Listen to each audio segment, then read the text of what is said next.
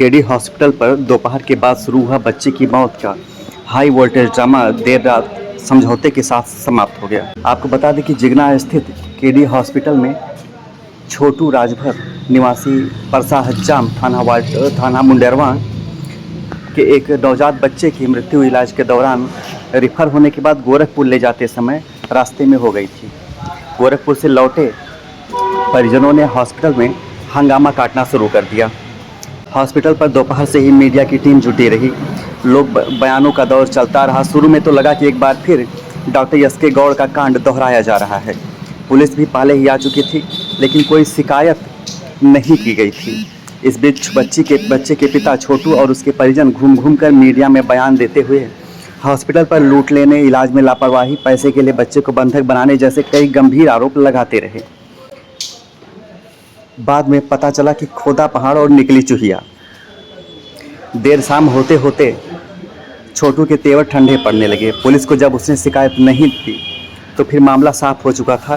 मोल भाव की मुद्रा में बैठा छोटू केवल दबाव बनाने की कोशिश में था, जिससे हॉस्पिटल से कुछ लाभ निकाला जा सके। लेकिन एक तरफ बारिश और दूसरी तरफ रात्रि का मौसम होने की वजह से भीड़ धीरे धीरे छटने लगी। जैसे जैसे मीडिया और भीड़ उस हॉस्पिटल से हटी, छोटू के तेवर भी ठंडे पड़ने लगे।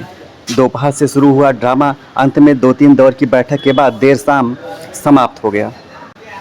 छोटू ने समझौते में माना कि वह बहकावे में आकर उसने उलूल जुलूल बयान दिए हैं। हॉस्पिटल के प्रबंधन और स्टाफ से उसको कोई शिकायत नहीं है। डॉक्टर से वो संतुष्ट है। कुछ लोगों ने उसे भड़का दिया था।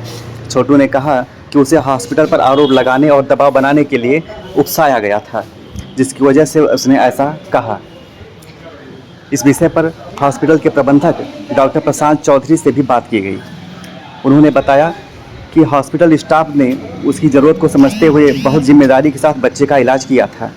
एक बार तो बच्चा ठीक होकर वापस चला गया था, लेकिन 2 दिन के बाद दोबारा उसे गंभीर अवस्था में भर्ती कराया गया।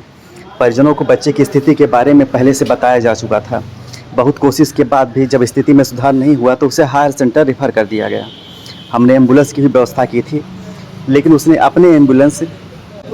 अपना एम्बुलेंस बुलवाया और गोरखपुर के लिए निकल गया। रास्ते में क्या हुआ इसके बारे में हम कुछ नहीं कह सकते। ये जो प्रकरण हुआ है, क्या आपको इसमें अस्पताल से कोई शिकायत है? जी नहीं। ये अस्पताल की इसमें कोई गलती है? जी नहीं। अस्पताल में आपको कोई परेशान किया है? जी नहीं। कोई दबाव आपके ऊपर अस्पताल का? जी नहीं। कोई दिक्कत आपको अस्पताल परिवार से है? केडी अस्पताल परिवार में आपका बच्चा भर्ती था, जी। आपको कोई दिक्कत परेशानी हुई है? जी नहीं। क्या नाम है आपका? क्या नाम है? छोटू नाम है मेरा। आपका बच्चा आपका बच्चा नाम क्या है? देखिए, आपके बच्चा कैसे एक्सपायर हुआ? कहाँ अस्पताल में एक्सपायर हुआ है या रास्ते में? मैं रास्ते में हूँ। रास्ते में हुआ। ठीक है सर, अपना परिचय दे दीजिए और हॉस्पिटल में आप क्या हैं, किस पद पर हैं, वो बता दीजिए। मेरा नाम डॉक्टर प्रशांत कुमार चौधरी है। मैं हॉस्पिटल का संचालक हूँ, केडी हॉस्पिटल का। कल जो आपके यहाँ हंगामा मचा अस्पताल में, तो सारी मीडिया में खबरें आई हैं और उस पर क्या कहना चाहेंगे? क्या हुआ था, मामला वास्तव में था क्या? जी, ये बच्चा हमारे यहाँ 22 जून को एडमिट हुआ था, जिसको हमने आयुष्मान के थ्रू भर्ती किया। उसके बाद फिर 1 तारीख को हमने बच्चे को डिस्चार्ज किया। बच्चे को बकायदा माँ का दूध पिला के 3 दिन माँ का दूध पिला के देख के डॉक्टर, हमारे यहाँ जो डॉक्टर बच्चों के डॉक्टर है डॉक्टर सलीम, उन्होंने बकायदा उसको डिस्चार्ज किया। बच्चा हंसता खेलता हुआ घर गया। पुनः फिर वो 4 तारीख को आया, हमारे यहाँ भर्ती हुआ। 4 तारीख को जब वो आया तो हमारे डॉक्टर साहब ने बोला कि भाई देखिए, आपने इसको गलत तरीके से दूध पिलाया है, बच्चा स्प्लिट कर गया है, हम इसको भर्ती नहीं कर सकते। लेकिन उसने काफी प्रेशर डाला कि डॉक्टर साहब, मेरा बच्चा यहीं से ठीक होकर गया था, मैं चाहता हूँ कि आप ही इसका इलाज करिए आगे से। उसके बाद फिर डॉक्टर साहब ने उसको भर्ती किया। उस दिन उसका इलाज चला, लेकिन उसको बताया भी गया था ऑलरेडी कि देखिए आगे चल के इसको हायर सेंटर या वेंटिलेटर की आवश्यकता पड़ सकती है। तो ये सब बताने के डॉक्टर साहब, तब भी उसने अपना कहा कि नहीं, मेरे बच्चे का इलाज अपने इच्छा से भर्ती किया। उसके बाद फिर बीती रात 13 तारीख को जब डॉक्टर साहब ने उसको बच्चे को देखा तो बताया कि देखिए, इसको रेफर करना पड़ेगा हमें, क्योंकि बच्चे की हालत बिगड़ रही है, इसको हायर सेंटर की जरूरत हो सकती है। तो हमारे द्वारा, हमारे स्टाफों के द्वारा, डॉक्टर साहब के द्वारा सबसे उसको बताया कि समझाने की कोशिश की, आप अपना बच्चा ले जाइए, गोरखपुर ले जाइए या जहां मर्जी आप वहां ले जाइए। किस दिन हुआ है ये 13 तारीख को जब शाम को डॉक्टर साहब ने उसको बताया कि आपको रेफर किया जा रहा है, लेकिन वो बात नहीं माना और इधर उधर मतलब अपना घुमाता रहा। करता रहा। फिर मॉर्निंग के टाइम में जब मैं हॉस्पिटल दोबारा पहुंचा तो मैंने कहा कि अभी तक आप क्यों नहीं लेके गए बच्चे को, 9 बजे तकरीबन। तो फिर काफी प्रेशर करने के बाद फिर वो अपने बच्चे को लेके, मतलब हमने एम्बुलेंस खुद बुलाया उसके लिए कि आप लेके जाइए हमारे एम्बुलेंस से, लेकिन उसने नहीं माना। फिर वो अपनी एम्बुलेंस खुद बुलाया। उसके बाद फिर वो यहाँ से लेके वही 9 साढ़े 9 बजे तकरीबन यहाँ से निकला। उसके बाद फिर वो यहाँ से कहीं भी लेके गया, या चाहे बस्ती में कहीं गया, चाहे गोरखपुर की तरफ निकला, रास्ते में बच्चे की मृत्यु हो गई। आपने रेफर कहाँ के लिए किया था? रेफर टू हायर सेंटर किया हायर था। सेंटर किया था। अच्छा, ये एम्बुलेंस आपने बुलाया था या उसने बुलाया? मैंने पहले एम्बुलेंस बुला लिया था। एम्बुलेंस हमारा 1 घंटे तक यहाँ पे खड़ा हुआ था, लेकिन वो उस एम्बुलेंस से नहीं गया। फिर उसने जिला अस्पताल जाके वो अपनी दूसरी एम्बुलेंस बुला के लेके। हाँ, उसका कहना है कि जो है इससे मीडिया में जो खबरें आ रही हैं उसके हिसाब से कि एम्बुलेंस आपने बुलाया था और ऑक्सीजन भी आप लोग लगा के दिए थे। नहीं नहीं, देखिए एम्बुलेंस उसने बुलाया था, एम्बुलेंस में ऑक्सीजन था, तो बच्चे को जाहिर सी बात है कि हमारा स्टाफ ही कोई ऑक्सीजन कनेक्ट करेगा। हाँ, सेट किया था बस उसने। उसकी कंडीशन नहीं पता है कि उसने क्या कंडीशन किया उसमें कंडीशन, एम्बुलेंस में क्या कंडीशन नहीं होगी वो मुझे नहीं पता।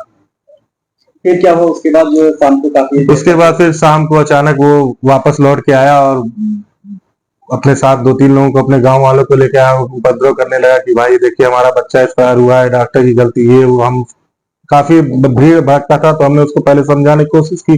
फिर जब भीड़ शांत हुई तब उससे बात किए। उसके बाद फिर वो अपनी गलती को स्वीकार किया। हाँ जी, इसमें अस्पताल प्रबंधक किया, अस्पताल किया, डॉक्टर की कोई गलती ना, कोई स्टाफ की कोई गलती है। उसके बाद उसने अपना स्टेटमेंट दिया, अपना बयान दिया कि हाँ मेरे तरफ से अस्पताल बिल्कुल निर्दोष है, अस्पताल के डॉक्टर बिल्कुल निर्दोष है। और सकुशल वो फिर अपने बच्चे को लिया और अपने घर चला गया।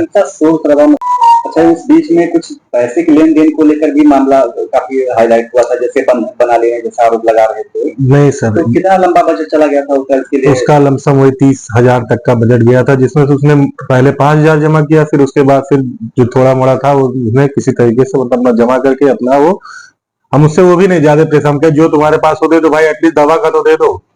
और बंधक बनाने वाली बात बिल्कुल सरासर गलत है सर। हमारे यहाँ और भी अटेंडेंट है और भी बच्चे हैं, आप किसी से पूछ सकते हैं, किसी भी अटेंडेंट, सब यही कहेंगे कि ऐसा कुछ नहीं है। तो उसमें पता है कि गहना बिक गया, नहीं, जमीन बिक गई, कर्जे में पैसा लेके आया, अब देखिए वो किसी के भरवाने में कुछ भी कहे, उस पे तो मैं कुछ टिप्पणी कर नहीं सकता हूँ, लेकिन ऐसा कुछ भी नहीं है।